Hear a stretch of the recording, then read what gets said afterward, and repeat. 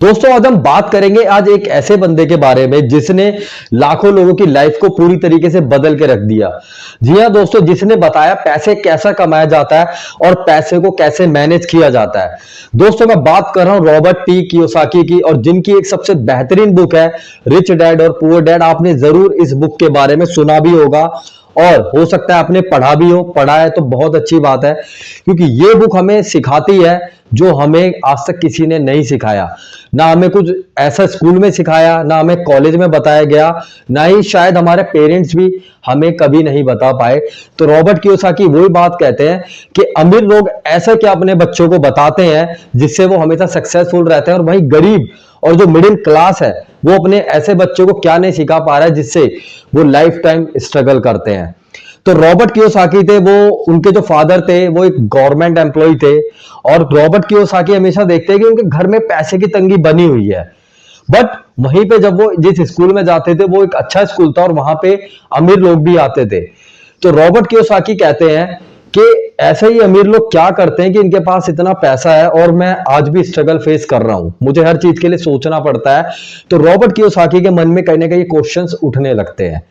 तो यहीं से रॉबर्ट कियोसाकी की स्टोरी शुरू होती है। एक बार वो अपने फादर के पास जाते हैं, जो कि उनके जिन्हें वो पुअर डैड कहते हैं, यानी गरीब पिता कहते हैं। वो एक प्रोफेसर होते हैं और वो हमेशा स्ट्रगल करते रहते हैं पैसे के लिए। तो एक बार वो खुद क्वेश्चन कर लेते हैं रॉबर्ट कियोसाकी अपने फादर से कि फादर, अमीर कैसे बना जाता है।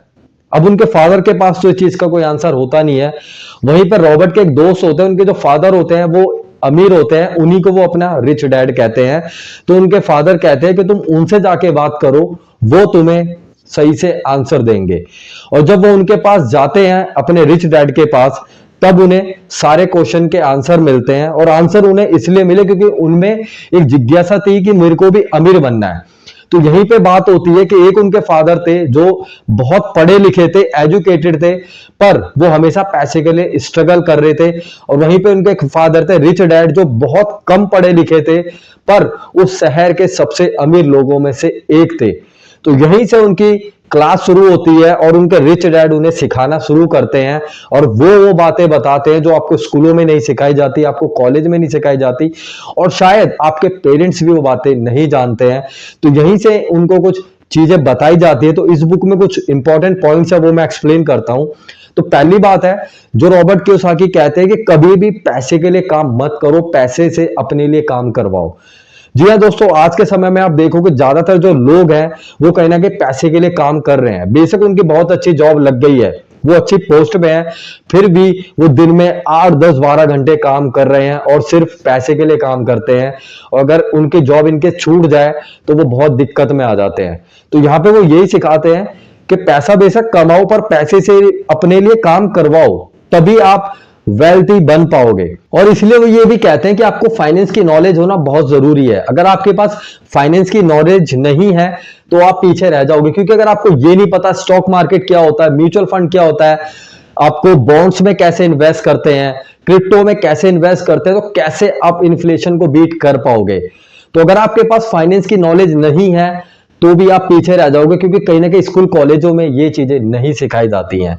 तीसरी बात वो कहते हैं कि हमेशा अपने काम को बेहतर से बेहतर करो, क्योंकि आपका काम ही आपको वो स्किल देता है, वो चीज प्रोवाइड करता है जो आपको दुनिया में अलग करती है। क्योंकि बहुत सारे लोग सिर्फ पैसे के लिए काम करते हैं, वो इसलिए काम कर रहे हैं कि उनको पैसा मिल जाए। बट हो सकता है कि आज आप कोई जॉब कर रहे हो, बेशक आपका जॉब में मन नहीं है, पर शाम में 1 2 घंटे आपके पास जो टाइम होता है वहां पे आप वो कर सकते हो सकता है आपको पेंटिंग पसंद हो, आप अच्छा कंटेंट बना सकते हो, आप सोशल मीडिया पे कोई चीजें ऐसी कर सकते हो जो डिफरेंट हो। तो वो धीरे धीरे एक आपकी स्किल बन जाएगी, और जब आप उसमें परफेक्ट हो जाओगे तो आज आप जो भी जॉब कर रहे हो जिसमें आपका मन नहीं लगता है, उसे क्विट करके आप उस पैशन को फुल टाइम फॉलो कर पाओगे। आप में रॉबर्ट कियोसाकी कहते हैं कि आपको यह भी पता होना चाहिए एसेट्स क्या होते हैं, लायबिलिटीज क्या होती हैं, क्योंकि बहुत सारे लोगों को यह नहीं पता होता कि मेरे लिए एसेट्स क्या है और मेरे लिए लायबिलिटीज क्या है। बहुत सारे लोग जैसे कार खरीद लेते हैं या कोई महंगा फोन खरीद लेते हैं, बट उन्हें क्या लगता है कि ये मेरे एक एसेट है। बट दोस्तों ये रियलिटी नहीं है।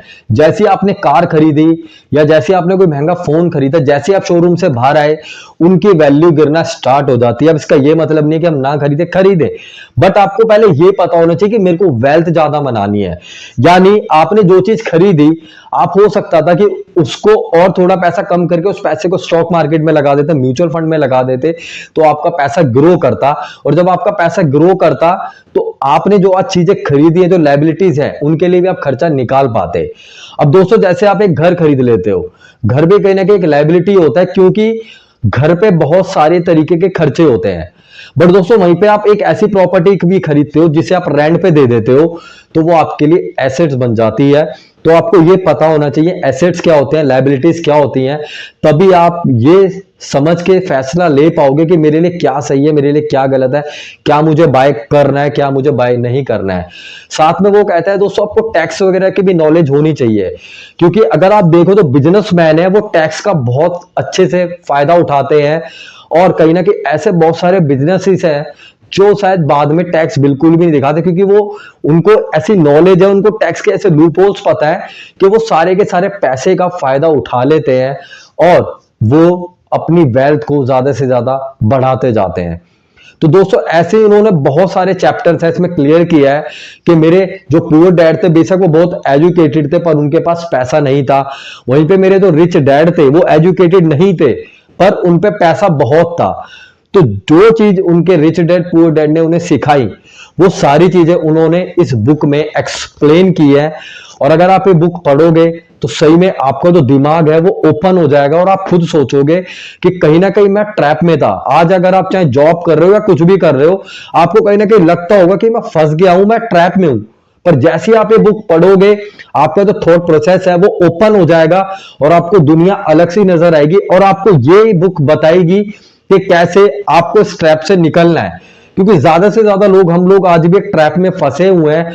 तो ये बुक हमें सिखाती है कि कैसे ट्रैप से निकलना है और कैसे हमें फाइनेंशियल फ्रीडम चाहिए, ताकि एक एज के बाद हमारा मन हो हम वहां घूम सके, हमें जो चाहिए हो हम उसे खरीद सके, हम अपनी जो ड्रीम लाइफ होती है उसे जी सके।